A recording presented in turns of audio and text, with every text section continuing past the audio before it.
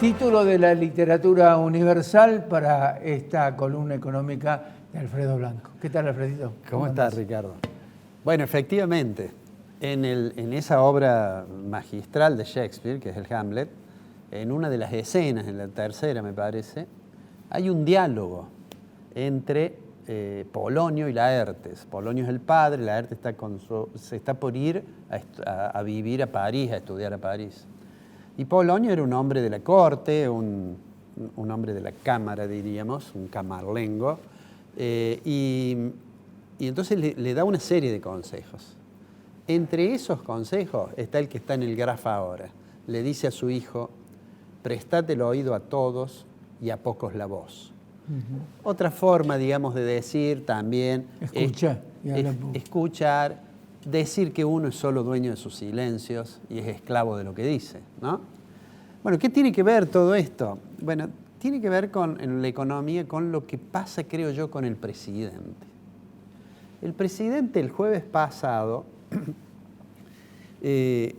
sabiendo que, o el miércoles, no recuerdo, sabiendo que se iba a conocer el índice de precios, dijo: el próximo viernes empieza la guerra contra la inflación, ¿no?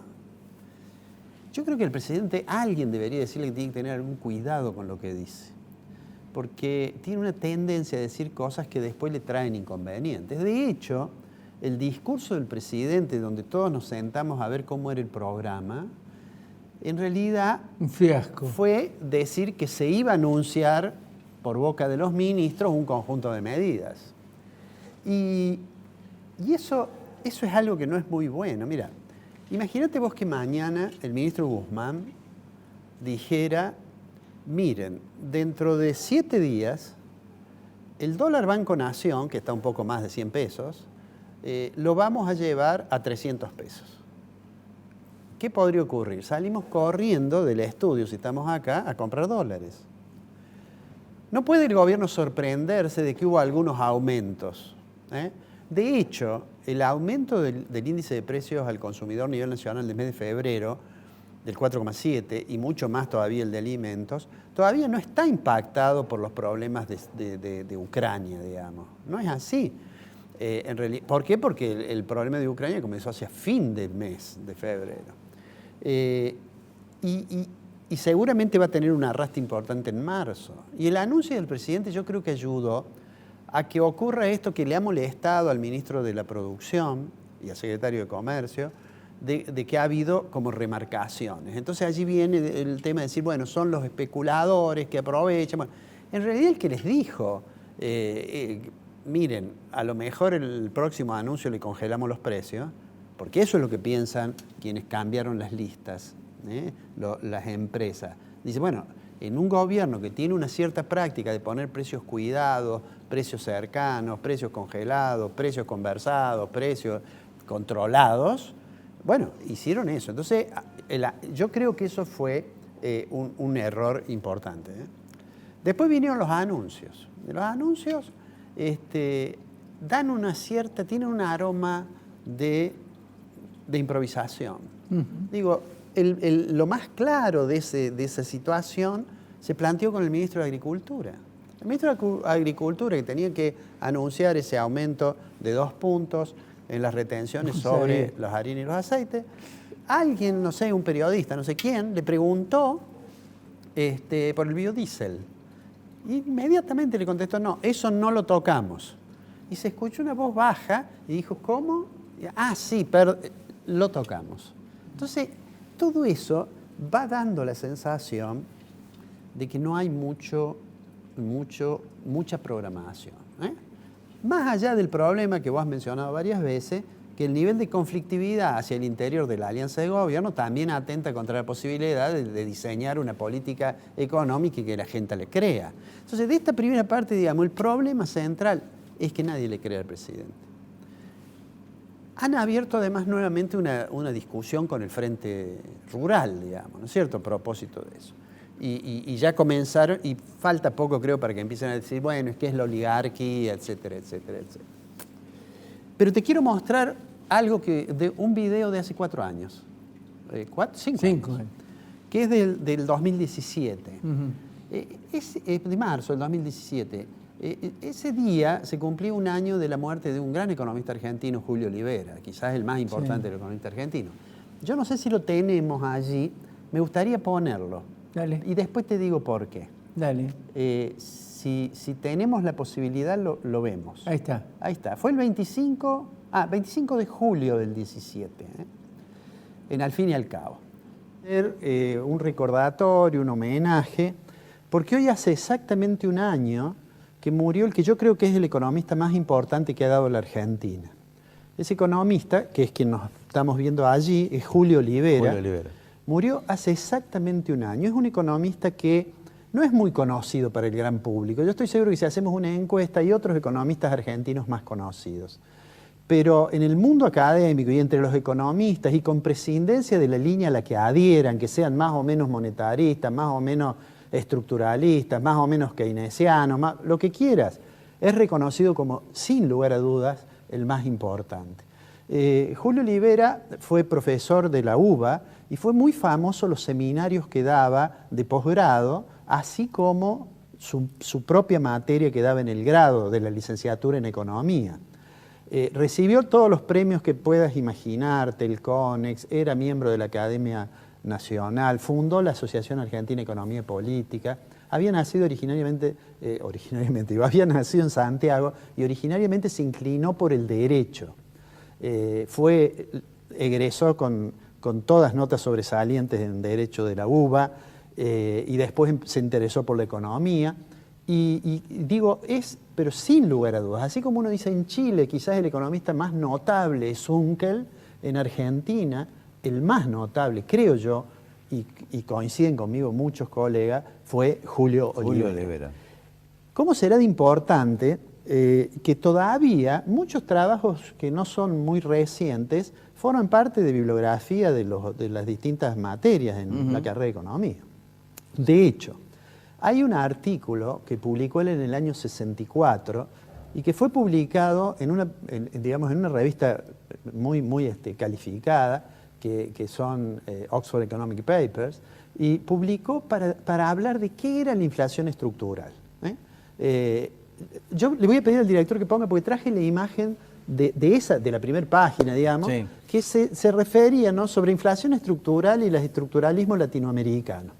Bueno, ese trabajo, ¿no?, que incluso comienza con una cita de un economista muy famoso, que es Hicks, que además leyó este trabajo, ese trabajo es la mejor explicación de las aproximaciones para explicar la inflación, no desde exclusivamente la esfera monetaria. Como diciendo, bueno, hay problemas monetarios, pero además hay problemas que no tienen que ver con la cantidad de dinero y que explican los problemas de inflación que tienen los países latinoamericanos. Yo diría, él se aproximó a eso, como muchos otros economistas de América Latina, ante el fracaso de los diseños de política económica que en la segunda mitad del siglo XX había en América Latina, en intentar controlar la inflación mediante mecanismos exclusivamente monetarios, pero se aproximó no desde una perspectiva tan política como puede ser Zunkel, sino que desde una perspectiva muy analítica. Él tenía una formación muy fuerte en matemáticas y hizo una presentación que mereció muchos comentarios elogiosos. A partir de ahí tiene cientos de artículos escritos y tiene muchísimos libros y además lleva su nombre un efecto. Probablemente todo el mundo sepa que en determinado momento el Estado, cuando iba a cobrar los impuestos, si había mucha inflación, al momento de cobrarlo perdía parte del impuesto, como consecuencia que la inflación ha ido degradando en ese proceso las bases imponibles y demás. Bueno, eso se conoce como efecto Olivera-Tanzi en la literatura de finanzas públicas y se debe a él. Y Vito Tanzi, un notable economista, reconoció que quien primero planteó eso en un modelo fue Olivera, ¿no? Antes de entrar a la columna, quiero leer un párrafo de lo que él dijo cuando entró a la Academia Nacional de Ciencia Económica, que fue al año siguiente de ese artículo del 64, dijo: creo necesario señalar aquí un sofisma que suele llevar en esta materia a posiciones indebidamente unilaterales. Muchos estructuralistas parecen creer que siendo la inflación estructural de origen no financiero, su eliminación o atenuación, en la medida que es concebible, debe procurarse por medios no financieros. Algo similar puede observarse al respecto al monetarismo y a su receta para la inflación monetaria. Sin embargo, esa correspondencia entre las causas y los remedios no es un principio de necesidad lógica. Si se comprobara que las fluctuaciones económicas se deben a los cambios en las manchas solares, como algunas autorizadas opiniones han sostenido, no se seguiría de esto, claro está, que la única posibilidad de la política de estabilización consistiera en hallar la forma de inmovilizar las manchas solares. Bueno, esto que él dice ahí, y esto que dice las manchas solares, no es una humorada, sino que hay un autor de fines del siglo XIX, que es Sir William Stanley Jevons, que escribió en 1870, formó parte de una revolución teórica que es el marginalismo.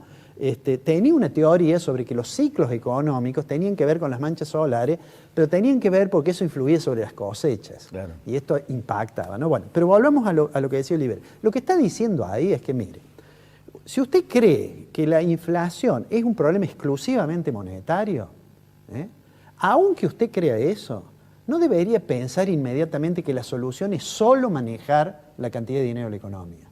Y si usted cree que la inflación, o una parte de ella, es un fenómeno estructural que no tiene que ver con las variables monetarias del sistema, no debería creer que puede hacer cualquier cosa con la cantidad de dinero y solamente manejarse con una estrategia que mire las variables reales, ¿no? Sí. Digo, quiero esto que quería hacer como una especie de recordatorio, de homenaje a Olivera. Yo en realidad lo vi una sola vez en mi vida, en una charla que él dio, de una persona, además de una humildad intelectual notable, de una modestia realmente notable. Pero digo, quería hacer esto porque además quería comentar esto porque tiene que ver con lo que nos pasa en la Argentina, Tiene mucho que ver con lo que nos pasa hoy, digo, en la Argentina, a pesar de que ese párrafo es del año 1965. Y vamos entonces a la coyuntura. Terminamos con el homenaje a quien muchos le llamaban el maestro, otros le decían el negro, otros el flaco, y que fue sin lugar a duda el economista más importante que ha dado la Argentina. De hecho, formaba parte de la comisión que sugería premios Nobel, y de hecho 2 veces fue propuesto para premio Nobel. Bueno, más allá de mi visión a veces crítica de esto de los premios Nobel, ¿no? En economía. Bueno, disculpen, fue un poco largo, pero ¿por qué lo quería traer a esto? Porque el párrafo ese es del año 1965. Eso nosotros lo dijimos en 2017. Y dijimos, bueno, y tiene algo que ver con lo que pasa ahora. En ese momento, yo decía que la mirada, en ese momento el gobierno era de Macri, que la mirada de controlar la inflación con simplemente una aproximación monetaria tenía problemas.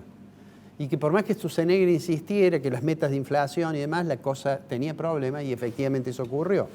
Bueno, ahora tenemos que decir algo parecido, pero del otro lado.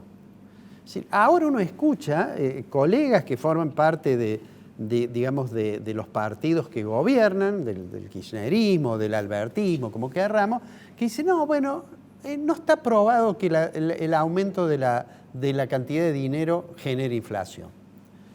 Eso, y con esto cierro, simplemente quería decir eso. Todo lo que se está diciendo, todo lo que se está hablando de la inflación y demás, todo tiene por detrás la idea de que no importa lo que pasa con la cantidad de dinero.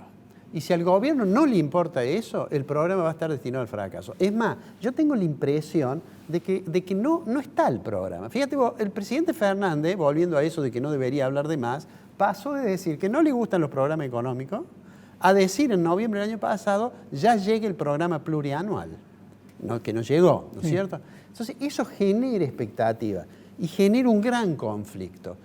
Y simplemente cierro con esto. Hay muchos colegas que adoptan una posición extrema. Dicen, la única solución es controlar la cantidad de dinero. Y hay otros que dicen, se puede hacer cualquier cosa con la cantidad de dinero. Bueno, lo pueden decir. No deberían decir de que eso tiene sustento teórico.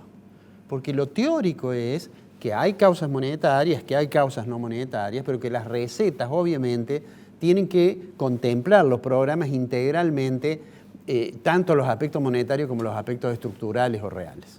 Esa es la idea. Y a mí me parece que estamos en una etapa en que se están extremando los argumentos en favor de tesis monetaristas o en favor de tesis no monetaristas, y eso no ayuda para nada para un gobierno que además no está claro cuál es el rumbo que tiene.